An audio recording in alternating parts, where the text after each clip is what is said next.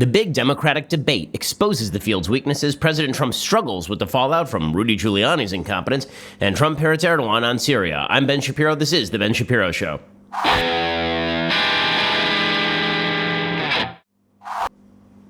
The Ben Shapiro Show is sponsored by ExpressVPN. Protect your online privacy today, like right now, at expressvpn.com/Ben. Okay, well, we got a ton to get to today. We will get to the recap of the Democratic 2020 debate and the fallout therefrom.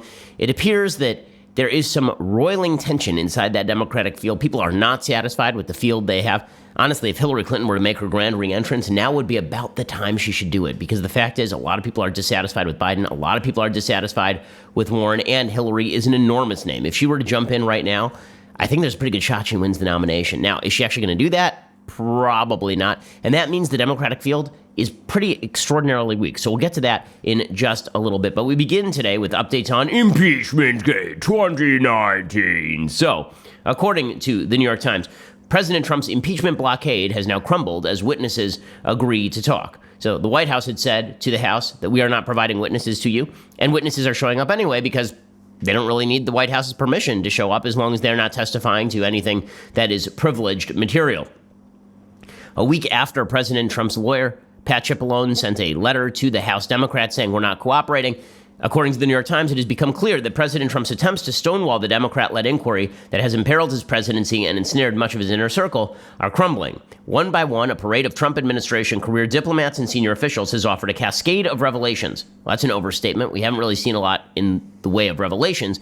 We've seen a lot of perceptions by members of the Trump administration who are sort of career offices at the State Department. Right? That is what we've seen. And it is not necessarily irrelevant, but it's certainly not dispositive. Right? This is not material where you have a bunch of people from the State Department having inside information. It's mostly those people saying, I was cut out of the process, and I'm really pissed about that, and I wish I hadn't been cut out of the process, and this shows that Trump is corrupt. Well, it could just show that President Trump doesn't trust you, doesn't trust the State Department, and runs a very, very closed ship with people that he does trust, which, by the way, is 100% true. I mean, that is what Trump has been doing since day one, to the chagrin of many in the media and to the chagrin of many who are sort of professional politicos. President Trump has surrounded himself with family members, with immediate friends, and this has not worked out well for him. See Michael Cohen in some ways, but in other ways, it has at least kept the circle small. I mean, it's been an incredibly leaky administration. There are a lot of people in the administration who have been serving from before this administration who don't like Trump, and that's been perfectly obvious from the leaks. It's been perfectly obvious from the text messages that we have seen from members of the Trump intelligence community texting each other. I'm speaking here specifically of Peter Strzok and Lisa Page. Trump, in other words, has some fairly decent reasons to be pretty suspicious of the people who were in government before he was. And so him cutting State Department officials out of the loop isn't necessarily proof of corruption. It could just be proof that Trump doesn't trust any of these people. Now, again, my going theory on virtually everything political is that you must attribute to stupidity more than you attribute to malice. That you only attribute something to malice when you can't attribute it to stupidity. And when it comes to President Trump's dealings with Ukraine, that one looks a lot more to me. Yeah, could be wrong. We'll see what the evidence says. It looks more to me like President Trump fumbling around in Ukraine based on bad information fed to him by Rudy Giuliani than it does like President Trump specifically attempting to leverage Ukraine into quote-unquote getting Joe Biden. In any case, according to the New York Times, these accounts from various career diplomats and senior officials have corroborated and expanded upon key aspects of the whistleblower complaint that spawned the impeachment inquiry into whether the president abused his power to enlist Ukraine to help him in the 2020 presidential election. The latest disclosures came on Wednesday when a former top aide to Secretary of State Mike Pompeo offered an inside account of what he said was a demoralized State Department, where career diplomats were sidelined and others apparently were pressed to use their posts to advance domestic political objectives. In 6 hours of voluntary testimony, the former aide Michael McKinley told impeachment investigators that he quit his post as Mr. Pompeo's senior advisor amid mounting frustrations over the Trump administration's treatment of diplomats and its failure to support them in the face of the impeachment inquiry, according to a copy of his opening remarks. Now, again, people frustrated at the State Department, that's sort of the byword of virtually every Republican administration. It's worse under this administration, but sometimes that is fully justified. I mean, I know, for example, the State Department, I'm over here in Israel, the State Department was supremely unhappy with President Trump's decision to move the embassy in Israel from Tel Aviv to the capital, the eternal capital of Israel, Jerusalem. And tough And tough, he was right. The State Department was wrong. And there have been a variety of circumstances where the State Department advised something, Trump overruled them. Sometimes he's right and sometimes he's wrong, but that's his prerogative. He's president of the United States. And if your morale is low because you don't like the president, well, suck it up, Buttercup. I mean, the fact is you work for a permanent branch of government and you've been working there for a long time. Now, again, this does not mean that Trump did not do anything corrupt. Maybe these people are demoralized because they think Trump is corrupt. Again, that's their prerogative, but that's not proof he's corrupt. In any case, Democrats on Thursday are set to hear from Gordon Sondland, the U.S. ambassador to the European Union, a central figure in the president's pressure campaign on Ukraine. He is expected to testify that he learned that Mr. Trump did not intend to invite President Zelensky of Ukraine to a meeting in the Oval Office until Zelensky pledged to open an investigation that could benefit Trump's political fortunes, bolstering a central allegation in the inquiry that the president steered foreign policy for political gain. Now remember, this has morphed a little bit. Originally, it was that he was withholding military aid in order to pressure Ukraine. Now they're making the claim that he was withholding a meeting with Zelensky in order to pressure Ukraine to go get Biden. It is unclear whether he wanted to, quote unquote, target corruption in Ukraine, and he misperceived that as including Biden, or whether he specifically meant to get Biden. And that last question is the one that only Rudy Giuliani basically can answer, which is why Rudy's going to be dragged up before a House committee. Democratic lawmakers, according to the New York Times, have directed William Taylor, one of the top American diplomats in Ukraine, to appear before their committees next Tuesday, according to an official familiar with the investigation. Text messages produced as part of the inquiry suggest that Taylor was deeply uneasy about what he saw as an effort by Trump aides to use a $391 million package of security assistance as leverage over Ukraine for political favors, calling the notion crazy. Well, of course they want to call him. If you read his text messages, he's parroting basically everything that Democrats are suggesting happened over in Ukraine. The White House has successfully blocked a lot of the documents tied to the case, but the president and his lawyers had hoped to use the power of his office to muzzle current and former diplomats and White House aides, arguing in presidential tweets and a lengthy letter to Democratic lawmakers on October 8th that their subpoenas are invalid and unenforceable. Pat Cipollone, of course, as I mentioned, wrote, President Trump cannot permit his administration to participate in this partisan inquiry under these circumstances, but a bunch of officials have testified for apparently something like 36 total hours. So does that mean that they actually have the goods on Trump? No, not at all. Not at all. It does not mean that by any stretch of the imagination yet, but this is prompting Republicans to try and figure out their own counter strategy.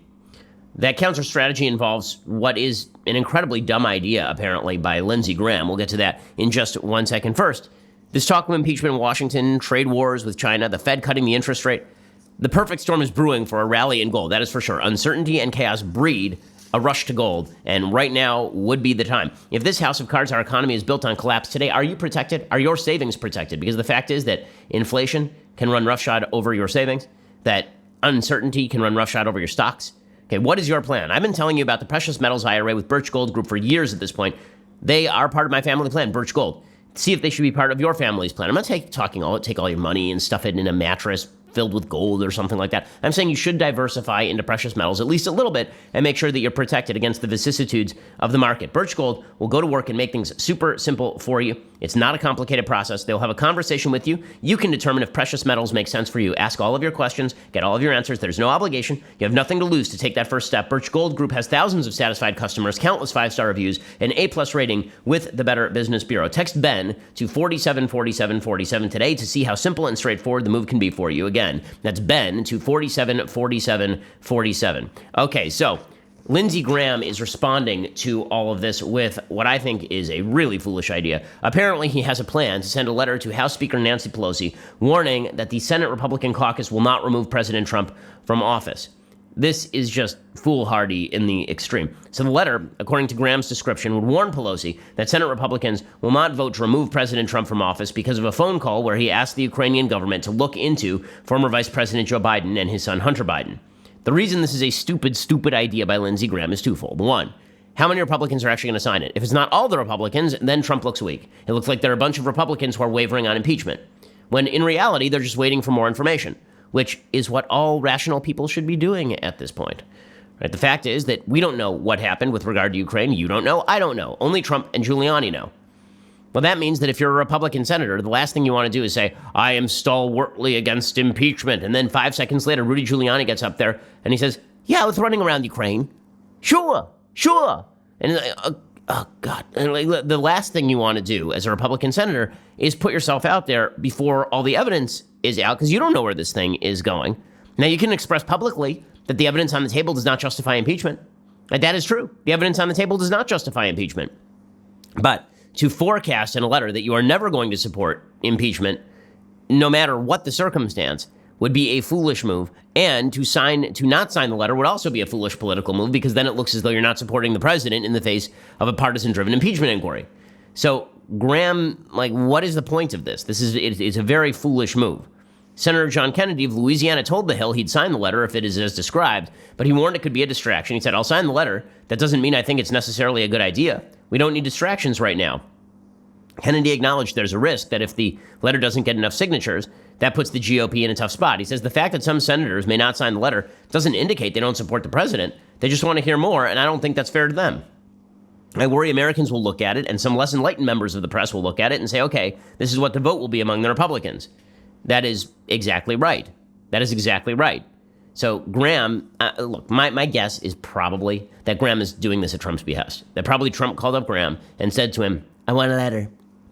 And Graham, because he is trying to do his best to defend the president and has been sycophantic toward President Trump, to say the least, my guess is that Lindsey Graham was like, okay, I can do that. And then he just went ahead and did it. But the fact is, it is a very, very bad idea.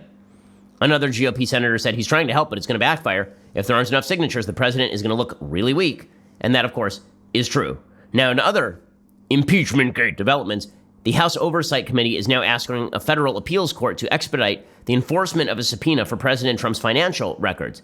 So if you thought that this whole thing seems as like it's just a fishing expedition, at this point, a deep-sea fishing expedition, that's right. Originally, we were told that this impeachment inquiry was going to be focused, laser-focused, right, honing in directly on the Ukraine stuff. And now we have the House Oversight Committee who is delving into President Trump's tax returns, which, last I checked, those returns precede his term in office, the ones that they are really looking for. So not sure what exactly they think they're going to find there that the IRS hasn't already seen.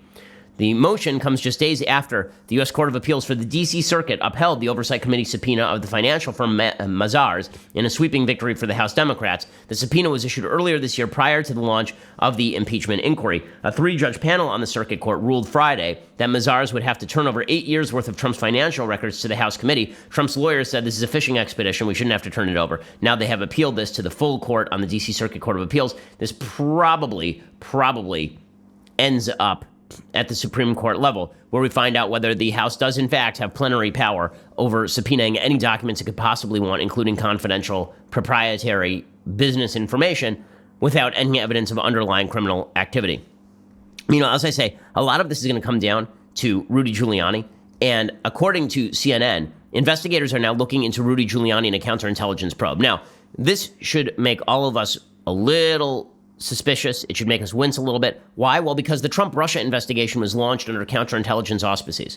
Eventually, it turned into a criminal investigation of President Trump and his team. But it was launched under counterintelligence auspices, meaning that it was designed to look into whether the Russian government was interfering with the U.S. elections.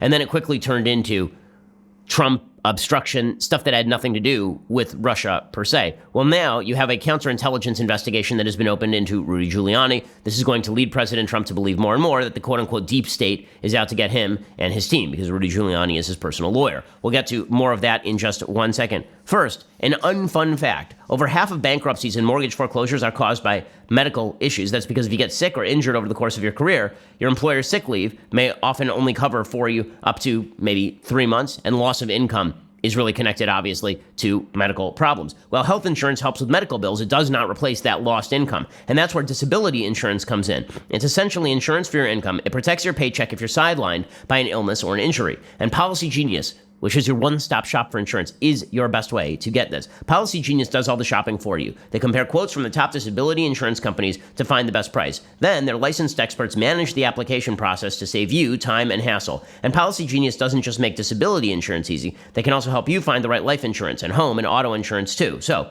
if you rely on your income to get by, head on over to PolicyGenius.com to compare disability insurance quotes today. They'll help you protect your paycheck at a price that makes sense. Policy Genius, it's the easy way to compare and buy disability insurance. Go check them out right now over at PolicyGenius.com, your one-stop shop for insurance. Okay, so according to CNN, For months, investigators looking into Rudy Giuliani's business dealings in Ukraine have dug into everything from possible financial entanglements with alleged corrupt Ukrainian figures to counterintelligence concerns raised by some of those business ties, according to people briefed on the matter. The counterintelligence part of the investigation indicates that FBI and criminal prosecutors in Manhattan are looking at a broader set of issues related to Giuliani, President Trump's personal attorney, than has been previously reported. Kenneth McCallion, a New York attorney, says that investigators first approached him earlier this year to ask about Giuliani's ties to Lev Parnas and Igor Fruman, two Giuliani associates indicted last week on campaign finance-related charges. These guys were apparently some of the people who were feeding Giuliani information on corruption in Ukraine. McCallion says that FBI counterintelligence agents in February or March asked questions about some of Giuliani's Ukrainian business dealings. The counterintelligence probe hinges in part on whether a foreign influence operation was trying to take advantage of Giuliani's business ties in Ukraine and with wealthy foreigners to make inroads with the White House, according to one person briefed on the matter. McCallion says, I was just asked whether I or any of my clients knew of any dealings these two guys had with Giuliani. They were on the radar with regard to possible counterintelligence issues.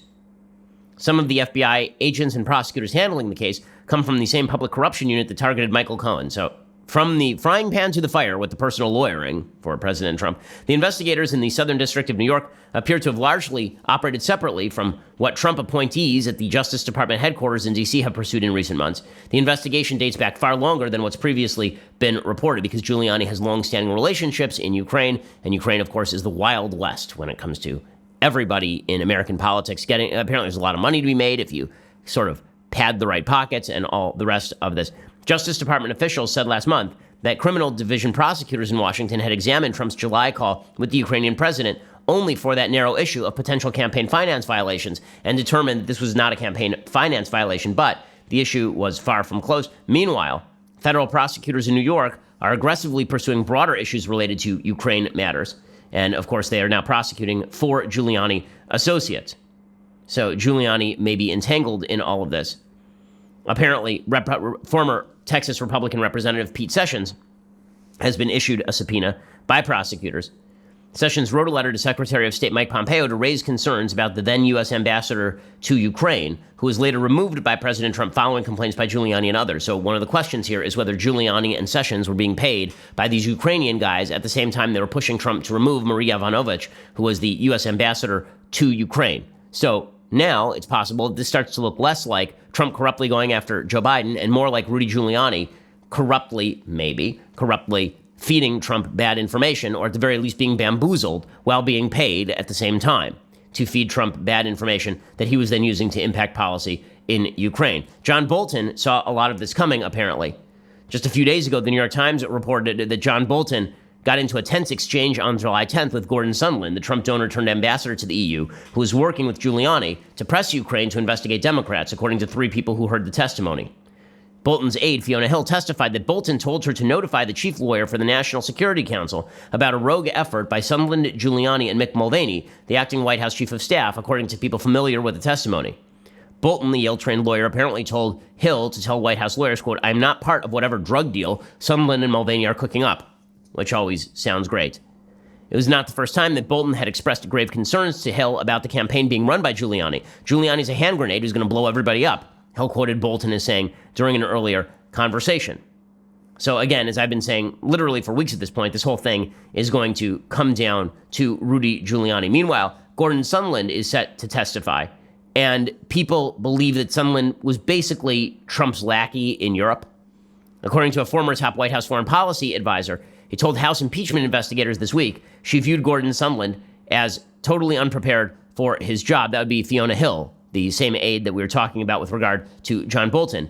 She described Sondland, a hotelier and Trump donor-turned-ambassador, as metaphorically driving in an unfamiliar place with no guardrails and no GPS, according to people who are not authorized to publicly discuss that deposition that took place behind closed doors. Sondland is set to testify this week, and we'll find out exactly what he has to say. One of the things he is expected to talk about is the text exchange that he had with Bill Taylor, another official over in Ukraine, an acting ambassador to Ukraine, who was asking Sondland, like, this looks like a quid pro quo, and Sondland texted back to him, this isn't a quid pro quo. He's expected to say, Trump told me to say that it wasn't a quid pro quo, that it wasn't his own independent opinion, it wasn't a quid pro quo. Trump told me it's not a quid pro quo, and I'm telling you, it's not a quid pro quo. So none of this is really wonderful looking for President Trump. John Bolton is likely to be subpoenaed. Again, it's going to come down to Giuliani, right? John Bolton is increasingly likely to show up for testimony, but what's he going to say that is new? What's he going to say that we don't already know from these press reports? The answer is probably not much. It's all going to come down to what Giuliani has to say. And the fact is that Trump appears to have been fed bad information by a variety of sources, including Giuliani. For example, yesterday, in the middle of a press conference, President Trump went off on the so-called DNC servers in Ukraine.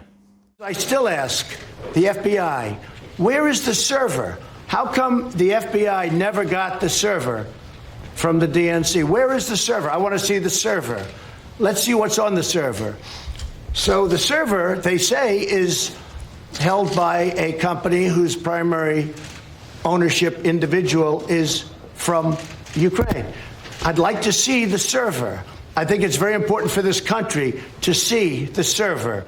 Okay, so the reason that he wants to see the server, supposedly, is because there is this theory that's going through that CrowdStrike, which was the firm that was brought in to analyze the hack on the DNC servers, actually was covering for the fact it was a Ukrainian hack, not a Russian hack. Trump wants to believe that because obviously he doesn't like the idea that Russian interference in the election shaped his election in any way. But there is not good information that the DNC servers are in Ukraine or really have anything to do with Ukraine. They were analyzed by CrowdStrike. It is not unusual for servers to be analyzed by a third party that is not, in fact, the government. We talked about this on the show a while back. So, again, I think most realistic possibility with regard to what we know so far is that President Trump was misinformed by people who should know better, but President Trump himself didn't necessarily know better, and that is why President Trump was acting in a way that he thought that there would be information behind these various rocks, and there was no information behind the various rocks. And so there's an appearance of corruption without actual corruption. Why? Well, because of basically being fed bad information, incompetence, and failures of knowledge. Okay, meanwhile, the president's Syrian policy is just a mess, unfortunately. The president's Syrian policy has continued to unveil in disastrous fashion. There's video being released yesterday by Russia Today of Russian troops that were overrunning a U.S. base. I mean, it looks like the fall of Saigon. It's really ridiculous. President Trump is trying to defend himself. Also, there's more bad material being released for Trump, at least material that makes Trump look bad with regard to Syria. And I have to read this letter. So President Trump had this conversation with Recep Tayyip Erdogan via phone. The conversation via phone, which happened just about a week ago. Now, that conversation via phone basically had Erdogan saying to him, "I wish you would pull out of this area so we can attack the Kurds because the Kurds are a bunch of terrorists." And Trump saying, "Okay." And then he pulls out, and then the Turks attack. And then Trump is like, "Well, I wish they hadn't done that, and now we're going to try and do sanctions." Okay, this policy was so bad that the House voted yesterday to rebuke President Trump over his decision to withdraw those troops from northern Syria. The measure passed 354 to 60. All 60 votes against the resolution came from Republicans, but the majority of the Republican caucus actually voted in favor of the motion, including the top three House Republicans. The resolution was sponsored by the House Foreign Affairs Committee Chairman Elliot Engel and the panel's top Republican Representative Michael McCaul of Texas, and opposes the decision to end certain U.S. efforts to prevent Turkish military operations against Syrian Kurdish forces in northeast Syria. As we were reporting yesterday, the fact is that the Kurds are now joining forces with Bashar Assad in order to avoid annihilation at the hands of the Turks. Meanwhile, ISIS fighters are being freed because there's no one there to watch them, because no one frankly cares about the ISIS fighters except for the United States. It is a disaster area. Now, all of this entire phone call was apparently presaged by a letter that President Trump sent to Erdogan on October 9th, about a week before this phone call. And I have to read you this letter because, I mean, if you love Trump, this is what makes you love Trump. If you are lukewarm on Trump, then a lot of cringing in this letter. So here it is. "Dear Mr. President," this is from Trump to Erdogan, "let's work out a good deal!" ! You don't want to be responsible for slaughtering thousands of people, and I don't want to be responsible for destroying the Turkish economy. And I will. I've already given you a little sample with respect to Pastor Brunson. I have worked hard to solve some of your problems. Don't let the world down. You can make a great deal. General Maslam is willing to negotiate with you, and he is willing to make concessions that they would never have made in the past. I am confidentially enclosing a copy of his letter to me, just received. History will look upon you favorably if you get this done the right and humane way. It will look upon you forever as the devil if good things don't happen. Don't be a tough guy. Don't be a fool. I will call you later. Sincerely, Donald Trump. That's a lot. Yeah. What? Now what? Now, presumably, Trump released this. He sent it to Trish Regan. So presumably he sent this letter to Trish Regan because he thought it made him look good. It made him look tough on Erdogan, except that he issued all of these empty, bloviating threats, and then he immediately pulled out, and Erdogan just ran right over the Kurds. I mean, that is, let's work out a good deal. Don't be a tough guy. Don't be a fool. I will call you later. What? I got nothing. Also, why is he forwarding letters from people that they don't want forwarded? Like, he's literally taking a letter from the Kurds, and he is forwarding it to the Turks without the permission of the Kurds, presumably. That's not a good look. Well, all of this resulted in a blow up at the White House yesterday because the Democrats showed up at the White House and they had this meeting. They accused Trump of a meltdown. Trump accused them of a meltdown. So we have dueling meltdown statements here. Democratic congressional leaders, according to CNBC.com, said they walked out of a White House meeting Wednesday on Syria after what House Speaker Nancy Pelosi called a meltdown. After top Democrats left the bipartisan meeting with Trump, Pelosi told reporters the president appeared shaken up by a House vote condemning his decision to remove U.S. forces from northern Syria. That's why we couldn't continue in the meeting, because he was just not relating to the reality of it, Pelosi said outside the White House. Senate Minority Leader Chuck Schumer described the meeting as more of a nasty diatribe than a dialogue. He said that Trump called Pelosi a third-rate politician, though Pelosi later clarified the president used the term third-grade politician. House Majority Leader Steny Hoyer, Democrat of Maryland, added he had never seen a president treat so disrespectfully a co-equal branch of government. Well, I mean, Barack Obama used to do that pretty routinely, but not like calling people third-grade politicians or third-rate politicians or any of that. Barack Obama just used to basically call his political opponents Tea Party terrorists. In any case, House Minority Leader Kevin McCarthy, a Republican who voted for the House measure to oppose pulling out of northern Syria, told reporters that Pelosi stormed out of the meeting. He called her behavior unbecoming and argued that Pelosi tried to make the gathering unproductive. The White House declined to comment on Trump's third-rate politician comment. The vote earlier Wednesday added to the pressure on President Trump. During the meeting on Wednesday, Schumer brought up former Defense Secretary James Mattis's recent comment that ISIS will resurge in Syria. Trump then called the former U.S. Marine Corps general, quote, the world's most overrated general, saying he wasn't tough enough, according to NBC. Yeah, I'm pretty sure that James Mattis doesn't have to prove his bona fides in the toughness category. Schumer urged the Senate to take up the resolution as well. President Trump also then tweeted out about the Democrats. So he tweeted a picture of Nancy Pelosi standing there and lecturing him.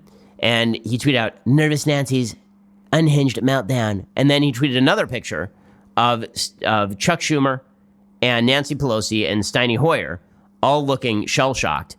And he tweeted out, do you think they like me? I mean, just top-notch trollery by the president of the United States. He also called Nancy Pelosi sick after all of this. He said, Nancy Pelosi needs help fast. There's either something wrong with her upstairs, or she just plain doesn't like our great country. She had a total meltdown at the White House today. It was very sad to watch. Pray for her. She's a very sick person. I don't believe that President Trump is going to pray for Nancy Pelosi. I'm just going to put that out there. I don't actually think that President Trump is going to get on his knees and pray to God for the health of Nancy Pelosi tonight. Pray for her. She's a very sick person. Okay, so everything is going great, guys.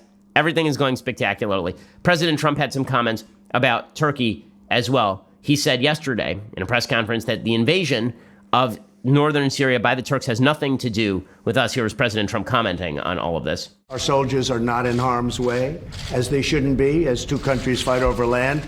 That has nothing to do with us. And the Kurds are much safer right now, but the Kurds know how to fight. And as I said, they're not angels. They're not angels. If you take a look, you have to go back and take a look.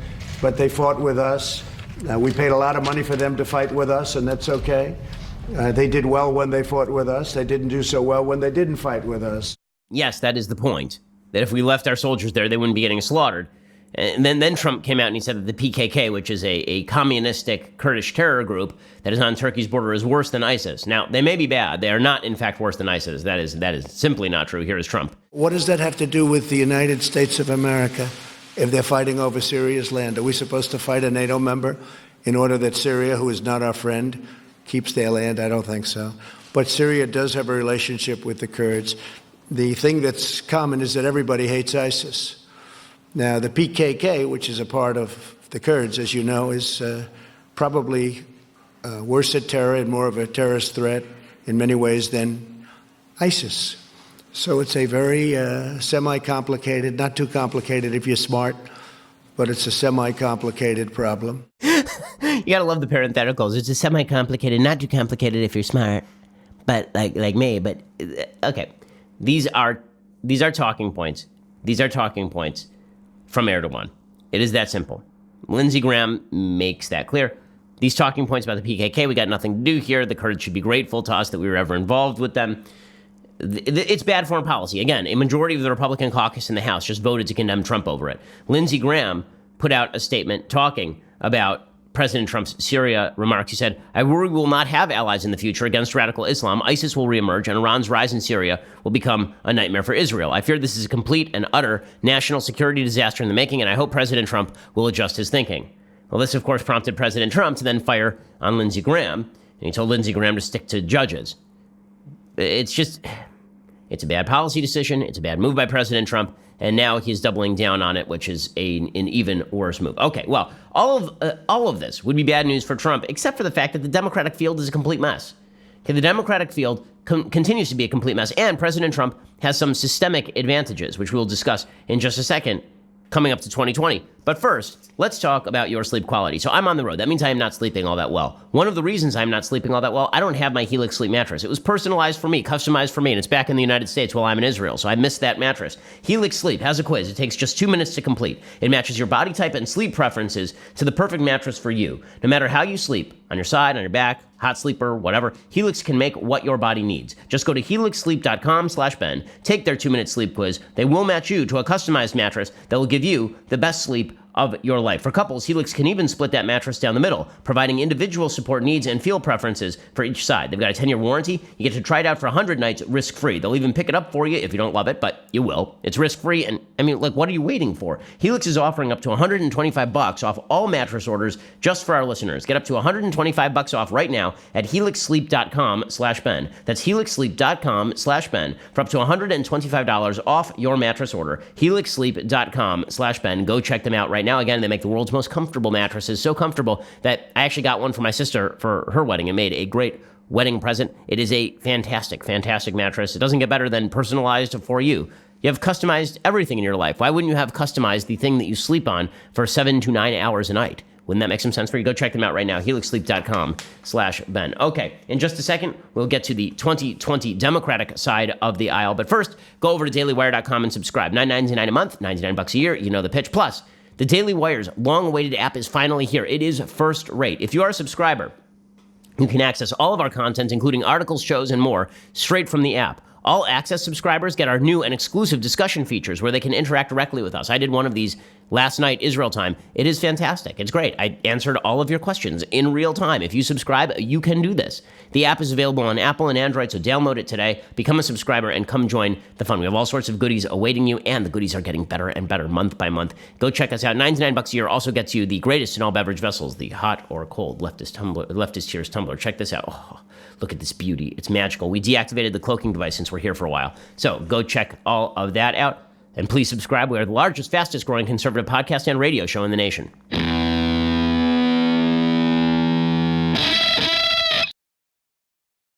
Alrighty, so President Trump does have some systemic advantages going into 2020. Thomas Edsall, who always writes interesting stuff over at the New York Times, he has a piece today called "Trump is Winning the Online War."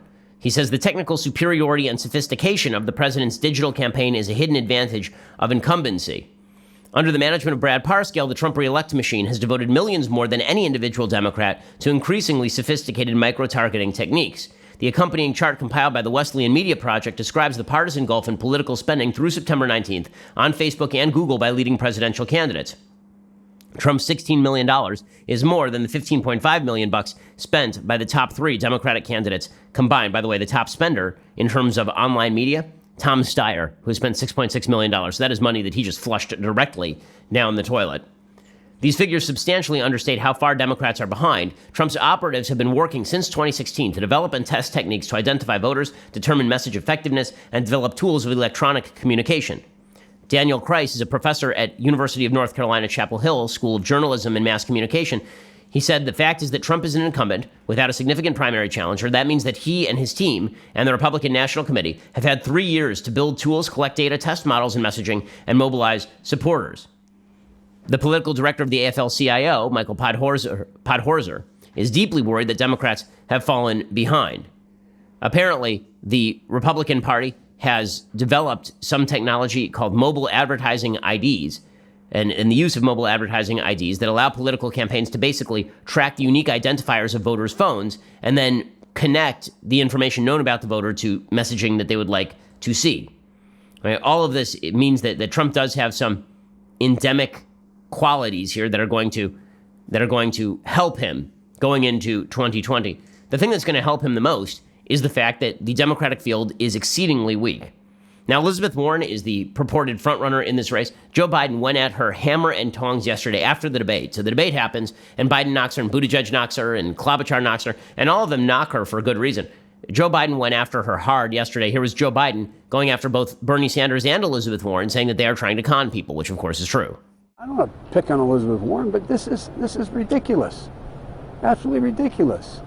The idea that someone is going to be able to go out and spend what's going to come out to about $3.4 trillion a year. But Bernie doesn't play for half his plan. The last thing the Democrats should be doing is playing Trump's game and trying to con the American people to think this is easy. There's nothing easy about it. Okay, well, that is a rational statement that Joe Biden is making. And normally you'd think, oh, that rational guy with the big name ID, why isn't he doing better? Well, probably because Joe Biden still can't answer the questions about Ukraine. And his son, Joe Biden, said yesterday that he never discussed Ukraine with his son. His son, Hunter, has said the opposite. He said that at least once they did have a conversation about his involvement in Ukraine. Here was Joe Biden talking about this. I never discussed with my son anything having to do with what was going on in Ukraine. That's a fact. And if I'm not mistaken, and I did not coordinate any of this with my son. I didn't even know he was having these long discussions for some time with ABC. But he pointed out the reason why he regrets it is he didn't anticipate that thugs like Giuliani would use it to, in fact, try to embarrass his father. And that's what they are. They're flat thugs. And the reason why I am setting up the idea that I've laid out has nothing to do with Hunter. Okay, well, the idea that he has laid out, by the way, and that makes things awkward for him, is that relatives of presidential candidates and people who are in powers, in office, in public office, that their relatives shouldn't benefit from foreign connections like this. Yeah, that's kind of awkward because your son did. In any case, Biden is weak. Buttigieg went after Warren, too. Buttigieg is experiencing a little bit of a media boomlet again after the last debate performance because Buttigieg appeared to be more rational than Elizabeth Warren. Warren, again, yesterday, I talked about on the show, she kept throwing out all sorts of radical plans and then having no way of defending them. Buttigieg just dumped all over her yesterday on the national media. It was pretty amazing. Not only is it important to have yes or no answers to yes or no questions at a time when people are so frustrated with Washington speak, but also there's still been no explanation for a multi-trillion-dollar hole in this plan. I have a lot of respect for Senator Warren, but last night she was more specific and forthcoming about the number of selfies she's taken than about how this plan is going to be funded. And that's a real problem, especially when there's a better way to deliver health care coverage to everybody. Okay, Buttigieg is getting a lot of plaudits again. The media are taking a second look at Buttigieg. Once you start seeing people doing, why not second look at X, you know the field is weak. I remember in 2012, there was this thing that happened inside the Republican field where everybody sort of took a first look at candidates like Newt Gingrich and Rick Santorum, and they were like, And then they came around to Romney, and then everyone was like, how about a second look at Newt Gingrich and Rick Santorum? and by the time the primaries were over, it was pretty obvious that Mitt Romney was not world's strongest candidate. Well, Democrats are starting to have exactly those same sort of stomach-churning, Pepto-Bismol-needing feelings right now, because the stomach acid has to be giving them some sort of ulcer looking at this field. It's really bad. The budding impression of Elizabeth Warren is that she's dishonest. And that is a huge problem for her because her core pitch is that she is more honest than President Trump. She's going to stand up for you. She's a populist who's going to stand up for the people. She's not some Ivy League professor who's sort of parachuting in last minute, stealing Bernie's agenda and pretending to care about the people while being worth $10 million. No, she is a true heart of the people lady. This is a woman who really understands the problems of down-home folks, right? That is Elizabeth Warren's pitch. There's only one problem. It now turns out that she lies about everything, like about everything. So she lies about her Medicare for All plan. At least Sanders is honest. And she has now gone back and deleted her tweet about Native American DNA.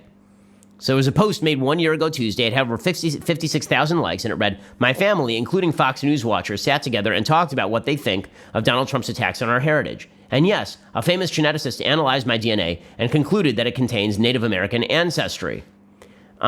Yeah, it turned out not so much. I love that. Attacks on our heritage. On our heritage. 1 year ago, she was still claiming she was Native American. After she had the results of a test that said she was 1,024th Native American maximum. Okay, that's amazing. So she's gone back and she's deleted that now. Why? Because she's a damn liar. Not only is she a liar on that, she also lies on, it turns out, like, kind of everything. It turns out that she's wildly dishonest. So here is an example. Yesterday, she was on CNN, and she started talking about how taxes, she refused to admit that taxes would go up. She said that Medicare for All would reduce costs for middle-class families, which is actually not true. And then she told the story of a guy who she says was refused insurance or was dumped from his insurance after he was diagnosed with MS. Here's the story she told, and then I'll tell you what the actual story is. I had a young man stand up at a town hall and explain that he'd been diagnosed with MS, and his insurance company refused to pay for one of his treatments. He'd started down the treatment line, and his explanation of it was that here he was, he had insurance, he fights with his insurance company. No, until he finally ends up in the public system. But understand this, he described it as, "I have now a lesion in my brain."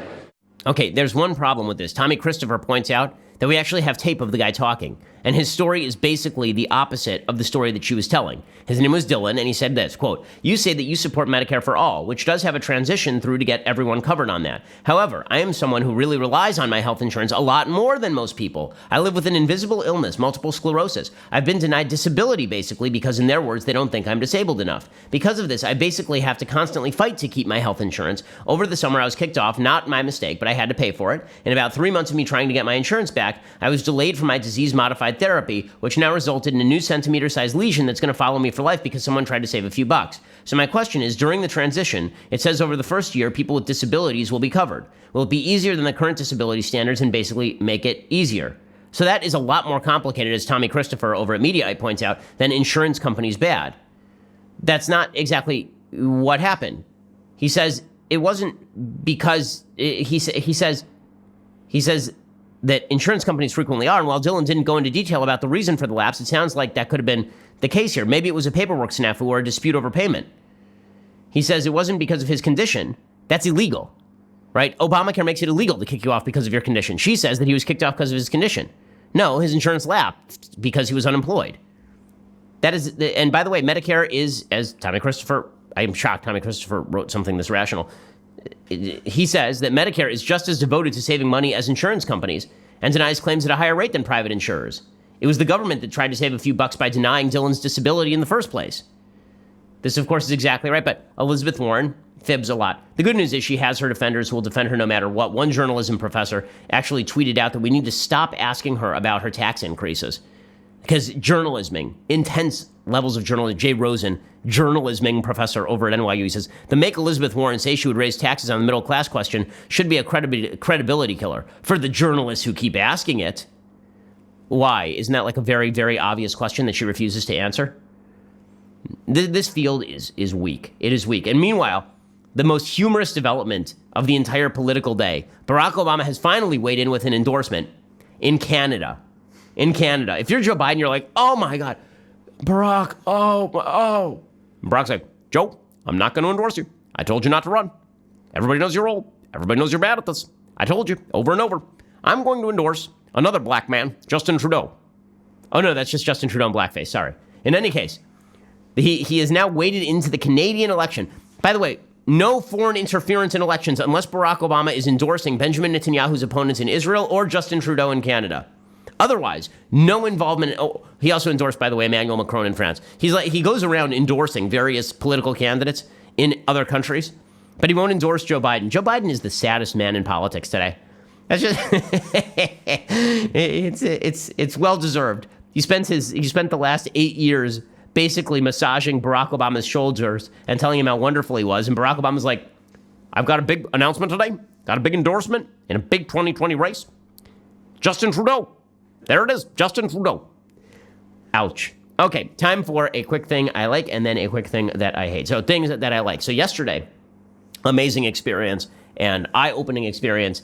My family and I traveled over to Hebron in English. And this is the oldest biblical site present. It is the site where Abraham bought land for the grave of his wife Sarah at Marat HaMachpelah, also known as the Cave of the Patriarchs. It really should be called the Caves of the Patriarchs and the Matriarchs, considering that buried at this site, according to Jewish tradition, and now according to Muslim and Christian tradition as well, are Abraham and Sarah, Isaac and Rebekah, and Jacob and Leah.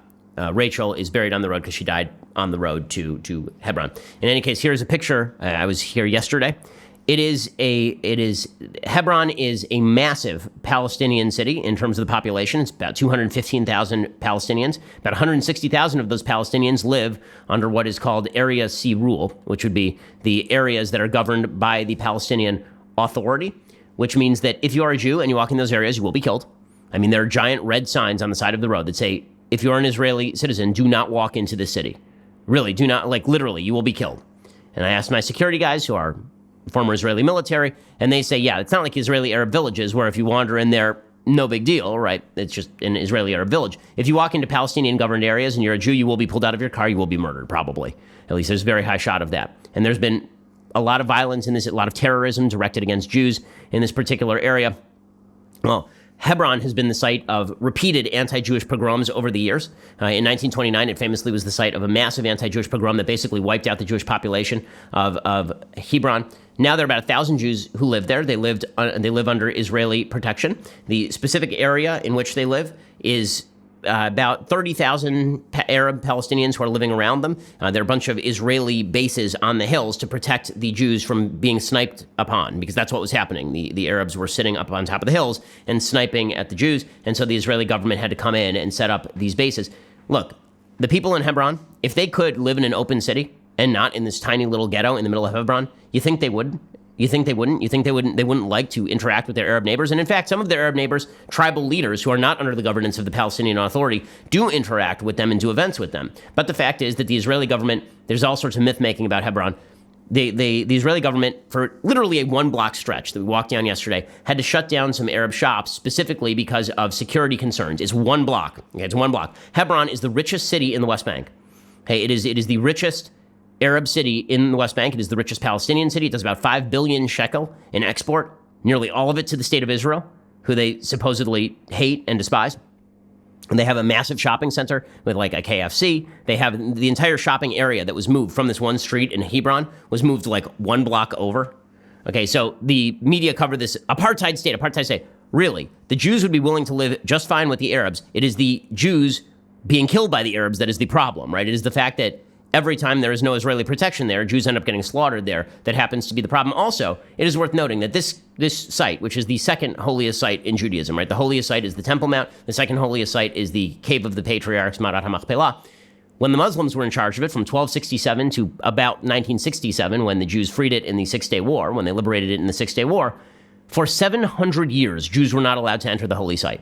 For 700 years. Even after that happened, even after the Jews took over Hebron, even after the Jews took over Marat HaMachpelah, they still allowed the Muslims to basically retain almost sole control of the larger part of Marat HaMachpelah, this nearly 4,000-year-old site.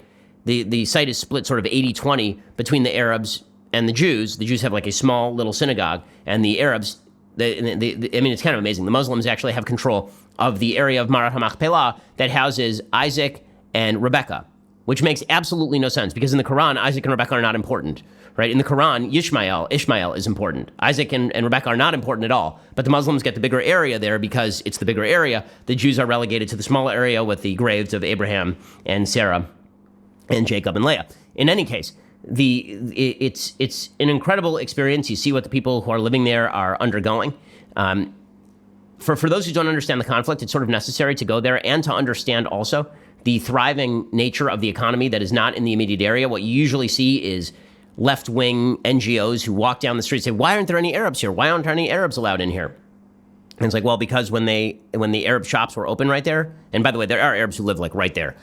They said when the Arabs had shops there were routine attacks on Jews. Here's a question. Why in the other parts of Hebron, among the other 215,000 Palestinians, are there no Jews who live there? Like none. Why is it that the entire Palestinian-ruled area is entirely Judenrein?